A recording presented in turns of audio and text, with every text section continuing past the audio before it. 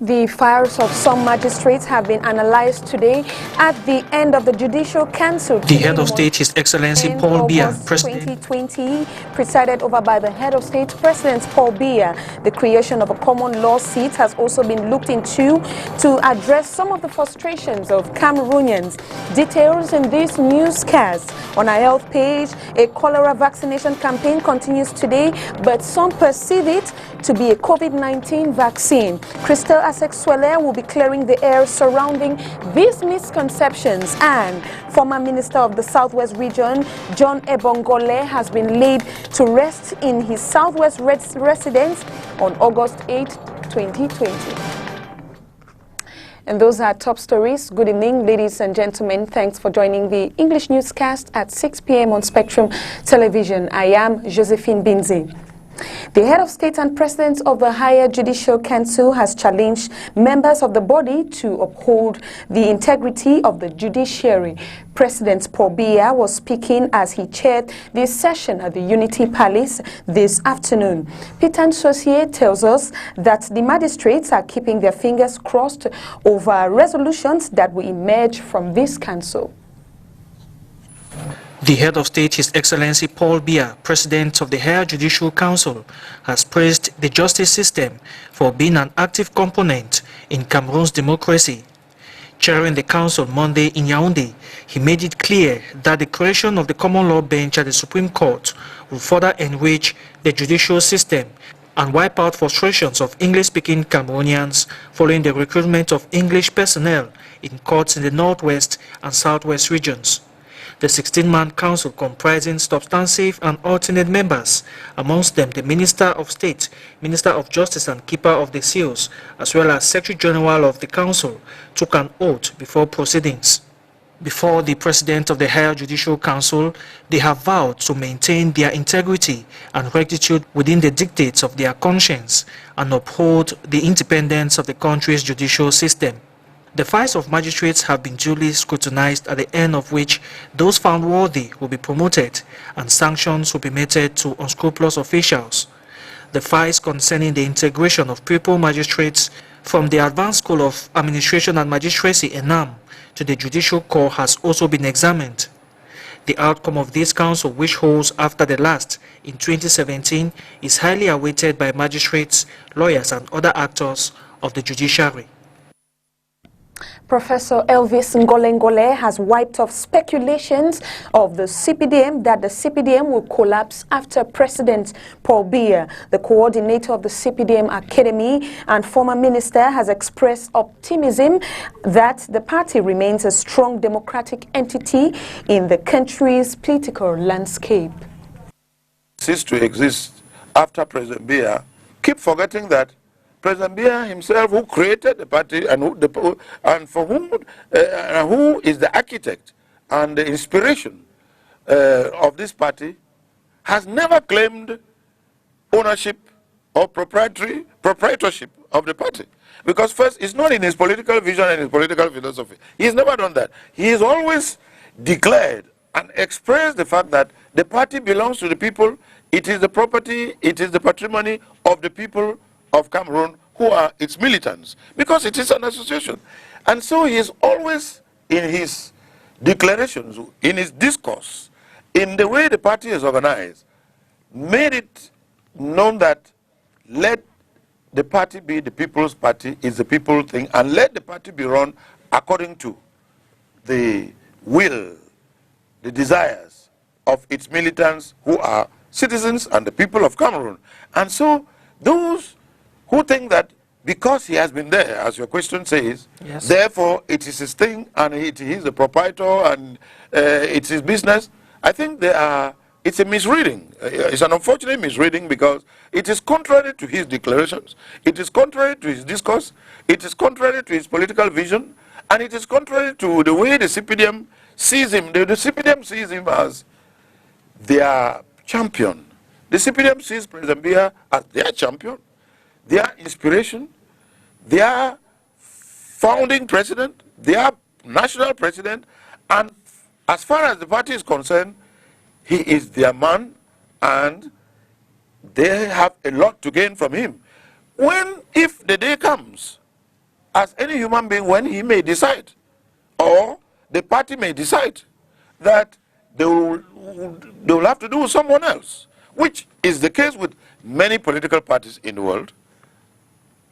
I think this will be very natural, historically normal, and I think that the party will continue unless someone who comes from anywhere or from inside seeks to disturb the party. But the people who are the owners of the party, for whom the party is a common patrimony, will not accept that someone else should come from nowhere and destroy the party, because the party is bigger than an individual.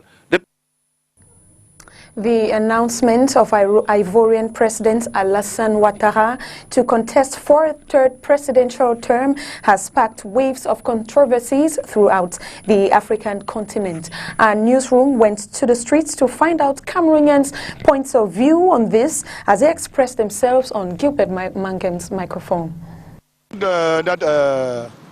As you are a president, you have a right. On top right of that law they already put. When they say that you should do 2 terms, you do the 2 terms and you go down. That's it. And God is there. The president are not doing good. The president of Côte d'Ivoire, Alassane Ouattara, you know how he came to power. Before he came to power, there was a squabble between him and the former president, Laurent Gbagbo. Laurent Gbagbo also wanted a 3rd mandate. And so he fought against that and succeeded. So if he still wants to go for the 3rd mandate, implies that we have the same characteristics. All the leaders, they have the same characteristics. No one is above the other. So it shows that we are there for eternal purpose. We are not there to solve the people's problem. We are just there to destabilize the nation and destroy the economy and the political aspirations of the people of the Africans. It's pitiful. It's very pitiful that our leaders at a certain age and a certain stage don't want to leave power to the young. Though they say words and they don't maintain them. Very pitiful. I'm very pitiful to hear Ouattara coming back. Or maybe because he earlier said if the older leaders comes there, he will come back. He is now coming back to the former word. How can we expect that a leader like himself says that I'm not going for the 10th mandate? Following his constitution. Is he going to change the constitution now in 2 days for him to start? Except that he wants to bring again war as his father did. Prophet Bwani. He left the country in the state of war between his own children.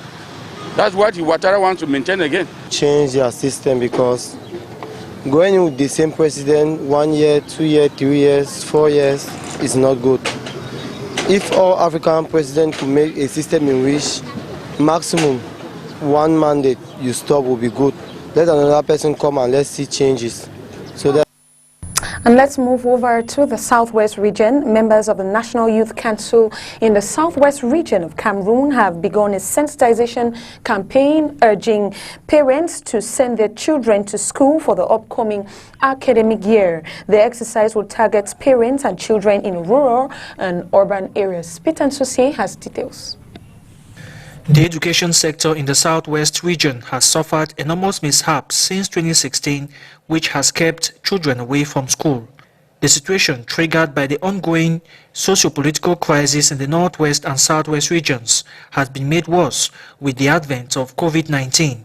The Southwest Youth Council is taking the engagement to launch a sensitization campaign aimed at encouraging children to go to school come the 5th of October 2020 for the next academic year. We have been so much backward, almost 4 years without going to school. Backward. When children don't go to school, we project illiteracy, which is not correct. So if you want children to grow, there should be people who go to school. Without school, there's nothing that you can bring development. If you want to take over power, power is school, it's education. Without education, you can't do anything. The launch of this campaign over the weekend in Biya is the start of a 2-month exercise that will go into the hinterlands. We are going from regions, we are entering to villages to meet them even in their houses, to encourage that they must go to school. In all the villages, even where there's no road, we are going to impart to ourselves that would meet them so that school will automatically be effective in all around the Southwest region. Despite the relative calm in some parts of the region, some schools are yet to kick off effectively, with threats from gunmen and disciples of school boycotts instilling fear in some children and parents. However, the Southwest Youth Council is upbeat in its mission for the 2020-2021 academic year. Believe, because from the beginning it's not my dream, it is a dream that God has sent me in. And I know that God who has given us this vision will automatically be something which will be materialized. More than 800,000 children are out of school in the Northwest and Southwest regions as a result of the Anglophone crisis, the United Nations Children Emergency Fund, UNICEF, has revealed. And on to one of our top stories on the health page, the cholera vaccination campaign has continued at the New Bell Bamileke neighborhood. The vaccination campaign that began on August 1 will stretch through the 14th of August, targeting specific areas like Bonasama, Nilong and Japoma, which are areas that have been badly hit by the disease. This is also to clarify families that this is not a COVID-19 vaccine, but a cholera vaccination, as Crystal Asexuele tells us in the following report.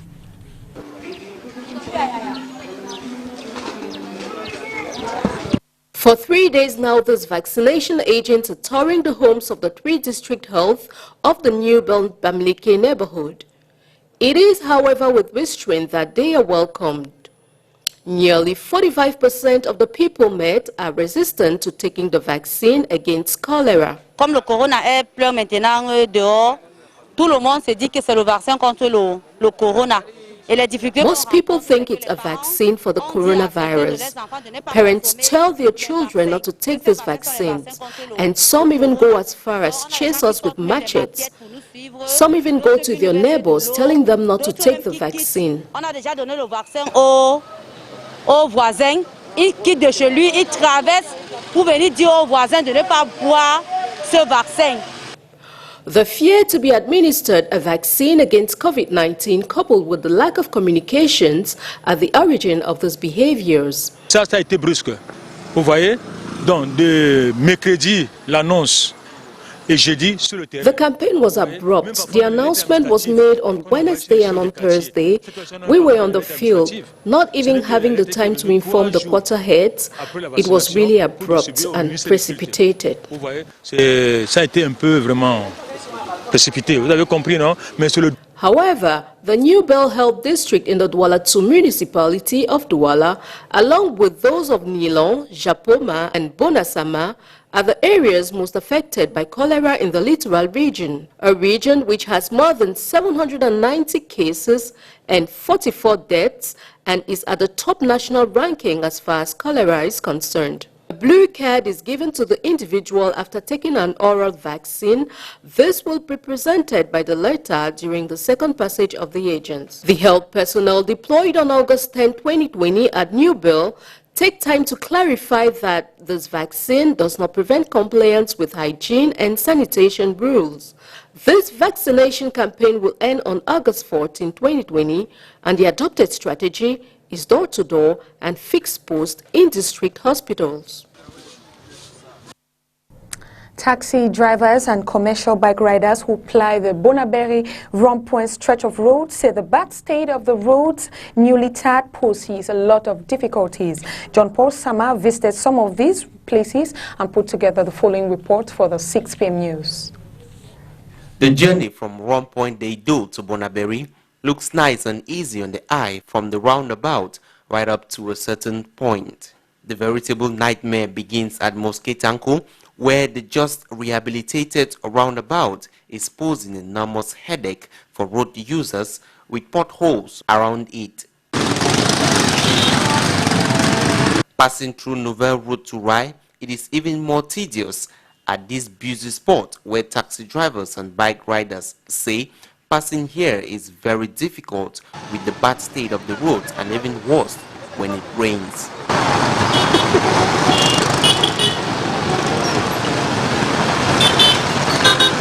They Saturn they come, he pass them. Saturn they come, he pass them. So now with the trouble, the government can help for solve the baby problem for Rai. Yes, see for Rai market. In short, it was worrying. Every day and night, it was worrying. Special time where we rain fall. special time waiting for rainy season. It ban about. Even for cross, we no day. It the worry woman for market for rye. Even for put that thing for way for road, say we no day. Every day, the bottom of my car scratches the ground here, and it causes a lot of traffic. The worst is when it rains. There is huge flooding here, and those who did this road should come back and redo. Ici au niveau de Rail Bonabéry, et on a we have a lot of problems here with water because we have accidents with our clients on board, and it also spoils our engines. When there's no water, we can manage the bad road. On n'a pas de problème, on ressent problème. Oui, la route est mieux à l'aise. Mais quand il y a l'eau, c'est le problème. The major worry of these road users is the fact that these roundabouts were just refurbished a few months ago, and wonder the type of materials the contractors use to carry out this job, which they say never lasts. On our SAT page, the former minister and chairman emeritus of the board of directors of the National Oil Refinery Company Sonora, late John Ebongole, who died in Yaoundé on July 2, 2020, has been laid to rest this Saturday, August 8, 2020, in the southwest region of Cameroon. Crystal Asexwele with details.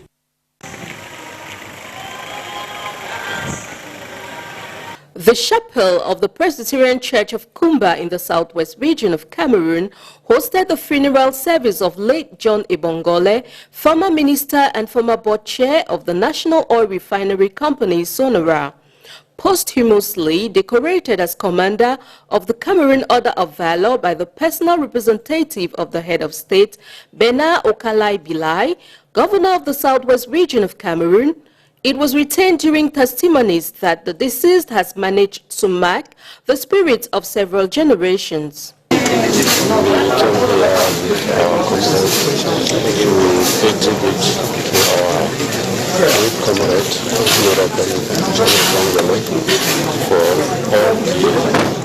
Job he has done, and to give a testimony that he was a great man. And as far as politics is concerned, and even administrative is concerned. His long administrative career began in 1966 in the Bui division in Kumbo. John Ebongole was senior divisional officer, then governor in the southwest and northwest regions during the ghost town periods in Bamenda. Between 1992 and 1997, he was minister in charge of missions at the Presidency of the Republic. He was equally chairman of the board of directors of the National Refinery Company Sonora until January 2019. Ibrahim Tal Bamala, emissary of his party, the Cameroon's People's Democratic Movement, CPDM, greeted his memory as that of a brother and father. The civil administrator of exceptional class, John Ebongole, died on July 2, 2020 in Yaoundé at the age of 80.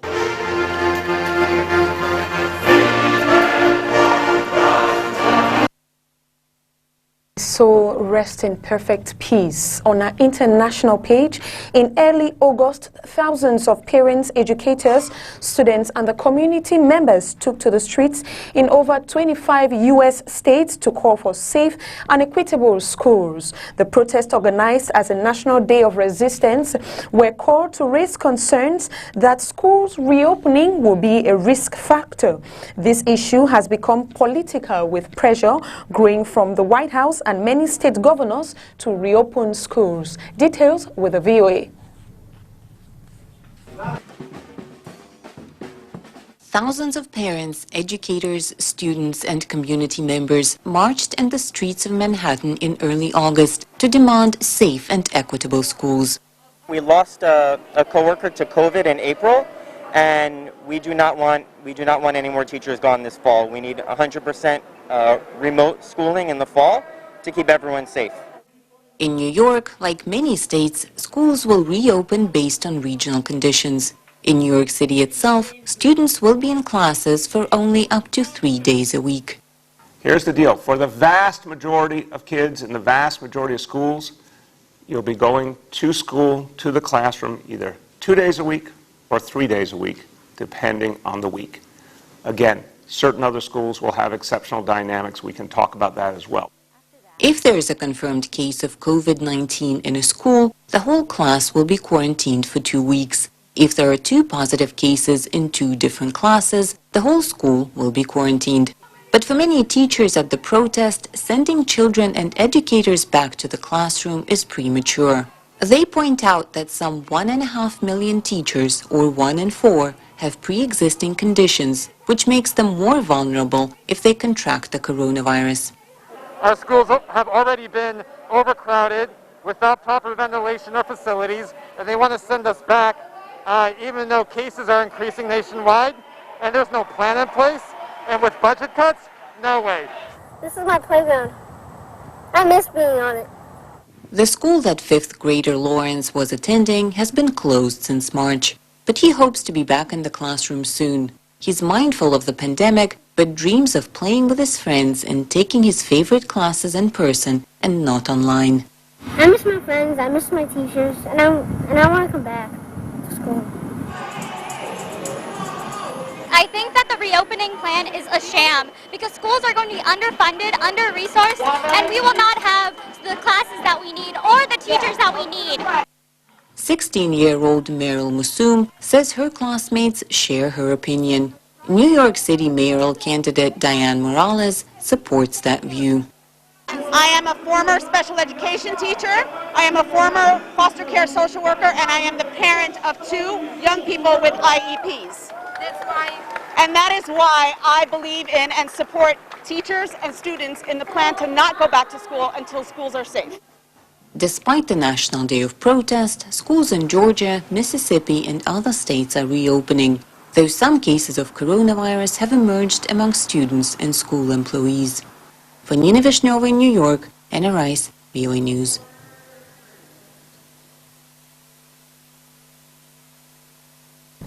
And on our sports page, Emmanuel Wakam sees his suspension at the helm of the Karate Federation as rest accorded to him from his discipline. He was reacting following a suspension from the Ministry of Sports and Physical Education on charges of sexual harassment, which he refutes. Sportsman John Paul Sama has details. The suspended president of the Cameroon Karate Federation sees his suspension as a form of rest given him by the Ministry of Sports and Physical Education. Contacting him this August 10, 2020, Emmanuel Wakam also had the same answer to the note from the president of the African Karate Federations Union, temporarily suspending him.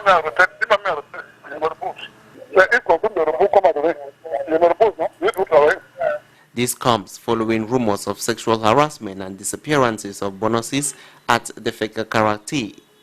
The decision from the Ministry of Sports and Physical Education also suspended some top officials in this federation, a claim which Metro Emmanuel Wakam has always refuted. Thanks for watching the 6 p.m. newscast. Take another rendezvous with us tomorrow at 6 p.m. for more information, and stay tuned to STV for more interesting programs. Good night.